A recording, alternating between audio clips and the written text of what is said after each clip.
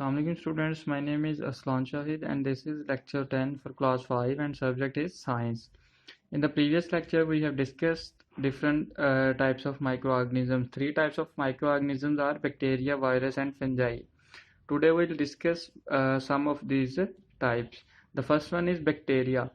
Bacteria are very small organisms with no proper nucleus. जो bacteria होते हैं ये हमने प्रीवियसली भी डिस्कस किया था कि जो माइक्रो ऑर्गेनिजम्स होते हैं वो बहुत ही स्मॉल होते हैं, नेकेड आई से जो है वो नज़र नहीं आते। तो जो बैक्टीरिया ये क्या है, माइक्रो ऑर्गेनिज्म, तो ये भी बड़ा स्मॉल होता है। ठीक है, bacteria are very small organisms with no proper nucleus. ये बड़ी इंपॉर्टेंट बात है कि इनमें जब न्यूक्लियस नहीं होता, ठीक है, जो सेल्स होते हैं बॉडी के उनमें न्यूक्लियस होता है। ऑन द अदर हैंड जो बैक्टीरिया होते हैं उनमें प्रॉपर न्यूक्लियस नहीं होता।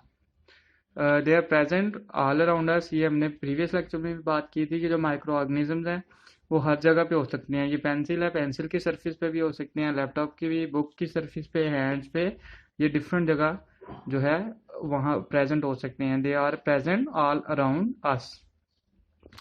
अब जिस तरह से ये फिगर देखें, इस फिगर में जो हमारे पास ये एक बैक्टीरिया है, ये वैसे बिगर पिक्चर दिखाई गई है, वैसे ये नेकेड आई से दिखाई नहीं देते। ठीक है, तो अब आप देखेंगे इसमें डिफरेंट इसके पार्ट्स डिस्कस किए गए हैं, लेकिन इसमें न्यूक्लियस नहीं है। ठीक है, इसमें क्या चीज़ नहीं होती, प्रॉपर न्यूक्लियस नहीं होता बैक्टीरिया में। ये इंपॉर्टेंट पॉइंट है कि जो बैक्टीरिया होते हैं उनमें प्रॉपर न्यूक्लियस नहीं होता।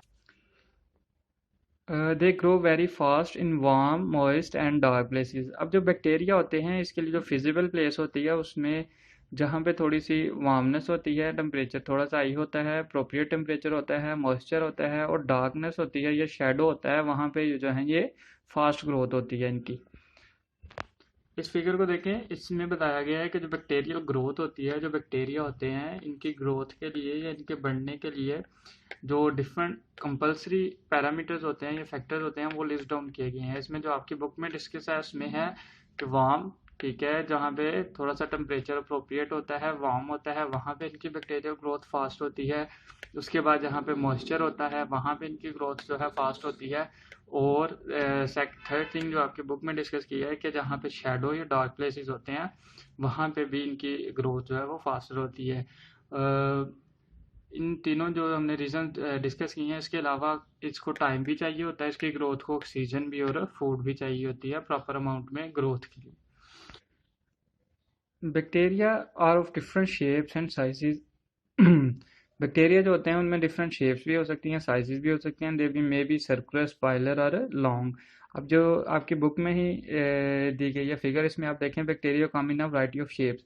इसमें हर बैक्टीरिया की जो शेप है वो डिफरेंट है। इसी तरह जो बैक्टीरिया है इनकी शेप भी डिफरेंट होती है, साइज भी डिफरेंट होता है। ठीक है, शेप में सर्कुलर भी हो सकती है, स्पाइरल भी और लॉन्ग भी, लंबे भी हो।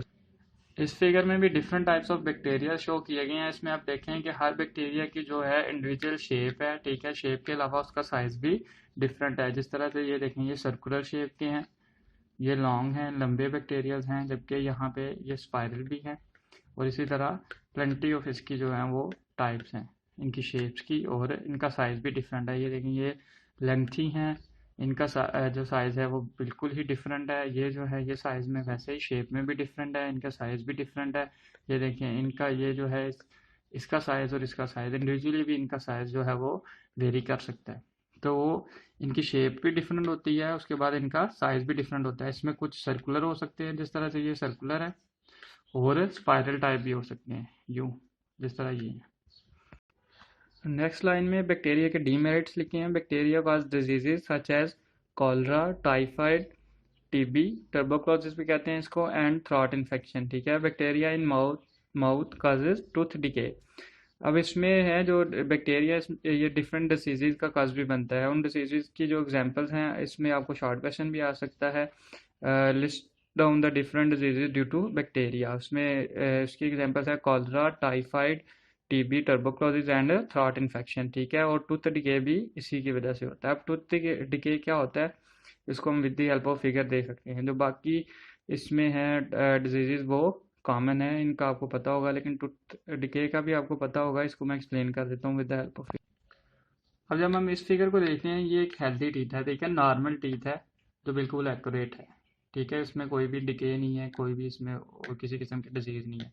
लेकिन होता क्या है कि जब हम शुगर इनटेक लेते हैं तो बैक्टीरिया जो है शुगर के साथ रिएक्ट करके टी को इफ़ेक्ट करता है। ठीक है, ये देखें, ये जो है ये इसमें जो है कैविटी सी बन गई है, ये ब्लैक ब्लैक जो जा रहा है, तो ये with the help of bacteria, bacteria ने शुगर के साथ मिलकर इसको क्या कर दिया, डिके करना, इसका मटेरियल मूव करना भी स्टार्ट कर दिया, जिसकी वजह से कैविटी बन गई है। और जैसे ही फॉर लॉन्ग रन या जैसे ही टाइम बढ़ता जाता है तो ये डिके जो है ये फर्दर जो है मॉडिफाई होता जाता है और फास्टन होता जाता है।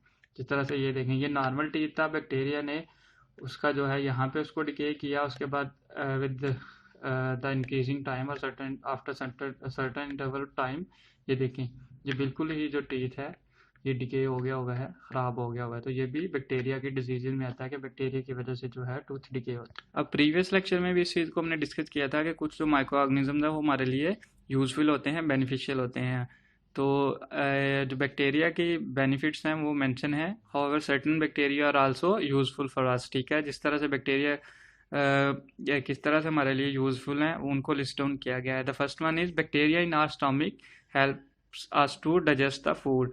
अब जो स्टमक होता है, जब हम फूड खाते हैं तो इसकी जो डाइजेशन होती है वो बड़ी कंपलसरी होती है। ठीक है, तो उसमें क्या चीज़ हेल्प आउट करती है, जो स्टमक में बैक्टीरिया होते हैं प्रेजेंट होते हैं, वो with the help of acid जो है हमारी फूड को डाइजेस्ट करते हैं। ये देखें, इस फिगर में देखें कि ये हमारा स्टमक है। अब इस स्टमक के इंटरनल क्या हो रहा होता है कि ये जो बैक्टीरिया है ये एसिड्स के साथ मिलके फूड को जो है वो इसकी डाइजेशन में हेल्प आउट कर रहे होते हैं। ठीक है, तो हमारे स्टमक में जो बैक्टीरिया होते हैं वो फूड को डाइजेस्ट करने में भी हेल्प आउट करते हैं। Next point is some break down dead organisms into simpler ones. The process is called decomposition. अब डीकम्पोजिशन की डेफिनेशन भी आपने जो है वो मेमोराइज करनी है कि the break down of dead organisms into simpler one is called decomposition. अब इसका मतलब क्या है कि जो डेड ऑर्गेनिजम्स हैं, जब हम इनको, अक्सर आपने देखा होगा जानवरों को जब वो डेड हो जाते हैं तो फेंक दिया जाता है और कुछ अरसे के बाद वो डीकम्पोज हो जाते हैं। ठीक है, तो with the help of bacteria जो होते हैं उनको स्मॉलर ऑर्गेनिजम्स में या सिंपलर वंस में जो है डिवाइड कर देता है। उस प्रोसेस को डीकम्पोजिशन कहते हैं। Observe a pile of dead leaves in the garden. अब जो कुछ लीव्स जो होते हैं कुछ प्लांट्स के जो लीव होते हैं, जब वो गिर जाते हैं नीचे तो बैक्टीरिया जो है वो उन्हें डिकम्पोज कर देता है। ठीक है, observe a pile of dead leaves in the garden. जो गिरे हुए लीव्स होते हैं, अगर हम उनको ऑब्जर्व करें, they are foods to millions of bacteria that feed on them. ठीक है, वो जो है वो जो लीव एक पाइल लीव है, जब वो उससे सेपरेट हो जाता है ट्री से तो वो नीचे गिर जाता है, तो बैक्टीरिया उसको अपनी एज अ फूड यूज़ करते हैं। ठीक है, मिलियंस ऑफ बैक्टीरिया जो है, क्योंकि ये बहुत स्मॉलर होते हैं तो एक लीव को मिलियंस ऑफ बैक्टीरिया जो होते हैं वो उसको एज अ फूड यूज़ करते हैं। Slowly the rotting leaves become part of the soil. अब रोटिंग लीव कौन सा होता है कि जो बैक्टीरिया जब इसको डीकम्पोज कर चुका होता है तो इसका बिल्कुल स्मॉलर सिंपलर पार्ट बाकी रह जाता है और वो सॉइल में जो है अब्जॉर्व हो जाता है। सॉइल में अब्जॉर्व होने के बाद उसका क्या बेनिफिट होता है, they are nutrients for other organisms living there. अब जो सॉइल में ऑर्गेनिजम्स होते हैं वो उनको भी फूड प्रोवाइड करता है। तो आपने देखा कि बैक्टीरिया ने भी इससे फूड हासिल की, बाद में उसको डिकम्पोज किया एंड देन जो स्मॉलर ऑर्गेनिज्म थे सॉइल में उन्होंने भी उसको जो है एज अ फूड यूज़ किया। न्यूट्रिएंट्स उसमें जो थे इंपॉर्टेंट न्यूट्रिएंट्स उसको एज अ फूड यूज़ किया अदर ऑर्गेनिजम्स में भी। अब इस सारे प्रोसेस को with the help of figure understand. अब इस फिगर में देखें कि ये एक जो है ये हेल्थी लीफ है जो एक ट्री के ऊपर है। ठीक है, जैसे ही ये नीचे गिरता है, अब ये जो है ये इसकी शेप दिखाई गई जब इसको डिकम्पोज कर देते हैं डिफरेंट टाइप ऑफ बैक्टीरिया।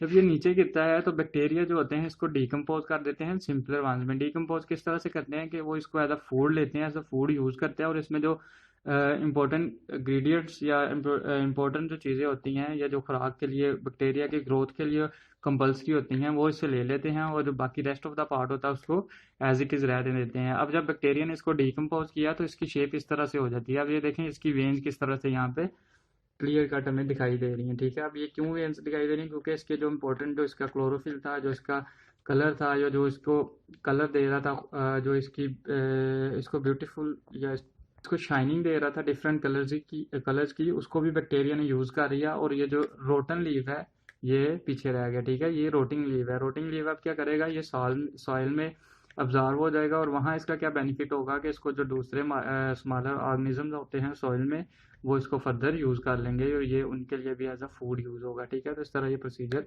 चलता रहता है। ये लीव जो है इसको डिकम्पोज किया बैक्टीरिया ने। बैक्टीरिया ने डिकम्पोज होने के बाद ये सॉइल में ऑब्जॉर्व होता है, सॉइल में इसको स्मॉलर ऑर्गेनिज्म जो हैं वो फर्दर यूज़ करते हैं अपनी फूड के लिए। Bacteria are use to make yoghurt and cheese from milk. Bacteria जो ये बैक्टीरिया है, इससे हम दही जो हमारे घरों में यूज़ होता है उसको भी और चीज़ को दोनों को बनाने में हेल्प आउट करता है, ठीक है। जो रिएक्शन होता है उसको फासन करने में और उस रिएक्शन में भी हेल्प आउट क्या चीज़ करती है, बैक्टीरिया। जब हम मिल्क को रख देते हैं तो जो उसमें तो स्मॉलर अमाउंट में योगर्ट ऐड करते हैं मिल्क में, तो उसके बाद क्या होता है कि बैक्टीरिया की हेल्प से जो है वो रिएक्शन जो होता है वो अगेन एंड अगेन मल्टीप्लाई होता है तो योगर्ट बन जाता है। तो इसी तरह बैक्टीरिया जो होते हैं वो योगर्ट बनाने में और चीज़ बनाने में हेल्प आउट करते हैं from milk. Bacteria are use to make vinegar and are also useful in making pickles, ठीक है। जो विनीगर होता है, जो सिरका जिसे कहते हैं, और एंड मेकिंग पिकल्स, अचार जो होता है, इसको भी बनाने में बैक्टीरिया हेल्प आउट करता है, ठीक है। बैक्टीरिया की मदद से ही ये चीज़ें भी बनती हैं जो कि हमें फर्दर जो है वो बेनिफिट देती हैं। जिस तरह से इस फिगर में देखें कि ये जो ब्रेड है, ये जो योगर्ट है, और इसमें डिफरेंट टाइप ऑफ दूसरी जो चीज़ें हैं उनको भी बनाने में हेल्प आउट क्या करता है, बैक्टीरिया। तो ये बैक्टीरिया के बेनिफिट्स हैं।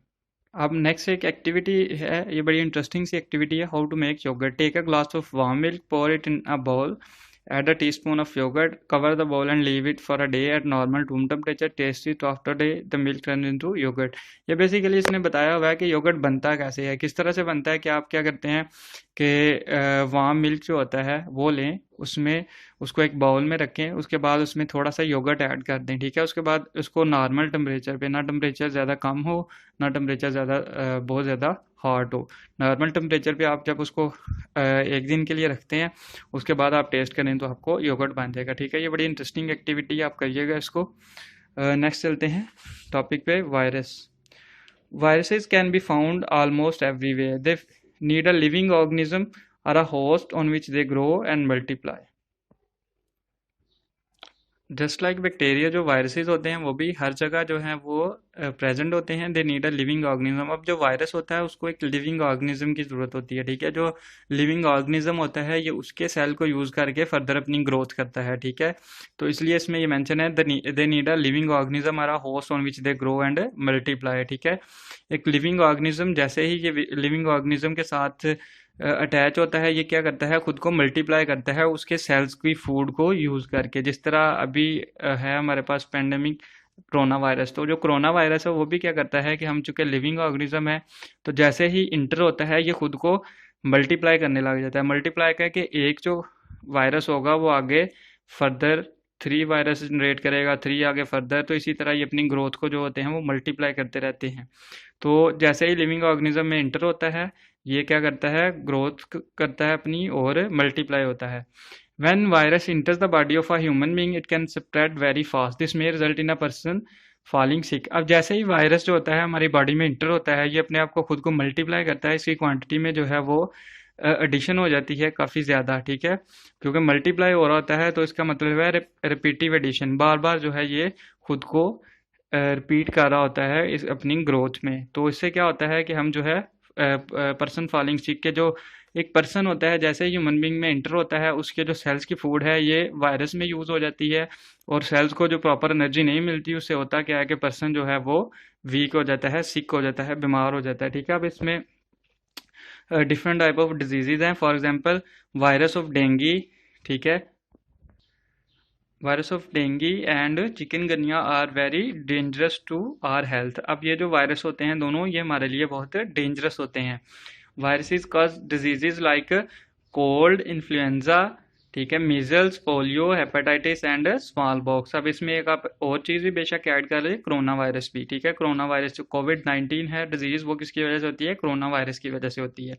अब जैसे ही ये वायरस इंटर होते हैं ये क्या करते हैं, खुद को मल्टीप्लाई करते हैं ह्यूमन बॉडी में, बड़ी जो स्प्रेड होते हैं ये बड़ी फास्ट रेट से होते हैं। तो इससे क्या होता है कि हम बीमार हो जाते हैं। कोरोना वायरस भी जैसे ही इंसान में इंटर होता है ये खुद को मल्टीप्लाई करना स्टार्ट कर देता है, ठीक है, ग्रो करना स्टार्ट कर देता है। उससे जैसे ही इसकी क्वांटिटी में इजाफा होता है वैसे ही हमारे जो एक्टिव सेल्स हैं वो डेड होने शुरू हो जाते हैं और हम क्या हो जाते हैं, बीमार हो जाते हैं, सिक हो जाते हैं, ठीक है। वायरसेस कॉज डिजीजेज, अब इसमें डिफरेंट टाइप ऑफ डिजीजेज लिखी हुई हैं, इसमें आप कोरोना वायरस भी ऐड कर सकते हैं। They can inter body through nose, mouth और कॉट्स इन द स्किन। अब वायरस इंटर किन किन मेथड से हो सकते हैं हमारी बॉडी में, कि ये हमारे नोज़ के थ्रू, माउथ के थ्रू और जो स्किन पे कट्स बने होते हैं ना, अक्सर कट लग जाता है, जैसे कोई भी हाथ में नाइफ लग जाए या इस तरह की कोई भी चीज़ लग जाए तो कट लग जाता है, ठीक है। तो उन कट्स के थ्रू या हमारे माउथ के थ्रू या नोज़ के थ्रू ये हमारी बॉडी में इंटर हो जाते हैं। अभी आपने सुना होगा कि कोरोना वायरस में कहते हैं कि मास्क पहने। मास्क इसलिए पहने ताकि जो वायरस है वो आपके ना नोज़ में इंटर हो सके ना माउथ में इंटर हो सके, ठीक है। जैसे ही नोज़ में या माउथ में इंटर होगा ये खुद को मल्टीप्लाई करेगा, जो फास्ट रेट से स्प्रेड होगा। अब इस फिगर में देख लेते हैं। इस फिगर में लेट्स सपोज ये जो है ये वायरस है आपके हैंड पे। आप जैसे ही जब आप अपने जो मुंह है या माउथ है इसको कवर नहीं करेंगे तो क्या होगा कि ये वायरस आपकी नोज में भी चला जाएगा, माउथ में भी जा सकता है, या ब्रोकन स्किल के कहीं पे कट्स लगे हुए हैं तो उसके थ्रू भी आपकी बॉडी में इंटर हो सकता है।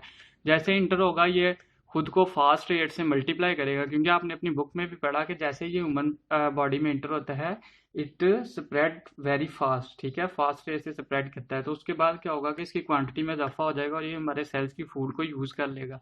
जैसे ही उस फूड को यूज़ करेगा हम जो है वो बीमार हो जाएंगे, सिक हो जाएंगे। तो इसलिए आपको कहते हैं कि ड्यूरिंग ये जो पैंडमिक है अपने माउथ को कवर करें, ठीक है, ताकि आपके माउथ में और नोज़ में ये इंटर ना हो सके। जो आज का हमारा लेक्चर है वो यहीं तक है, पेज नंबर 28, ठीक है, वायरस यहाँ तक। लेक्चर में हमने बैक्टीरिया को डिस्कस किया है, ठीक है, इसकी डिफरेंट जो डिजीज़ होती हैं और इसकी जो ग्रोथ होती है उसके लिए कंडीशंस होती हैं उसको आपने पढ़ना है, ठीक है, उसको आपने मेमोराइज़ करना है। उसके बाद जो बेनिफिट्स होते हैं बैक्टीरिया के उनको हमने स्टडी किया है। एंड वायरस होता क्या है, ये ह्यूमन बॉडी में इंटर कौन सा होता है, इसकी जो डिफरेंट डिजीज़ होती हैं इसको स्टडी किया है। सो इसको देखिएगा, इसको रीड करिएगा, अंडरस्टैंड करने की कोशिश कीजिएगा, ठीक है। Best of luck.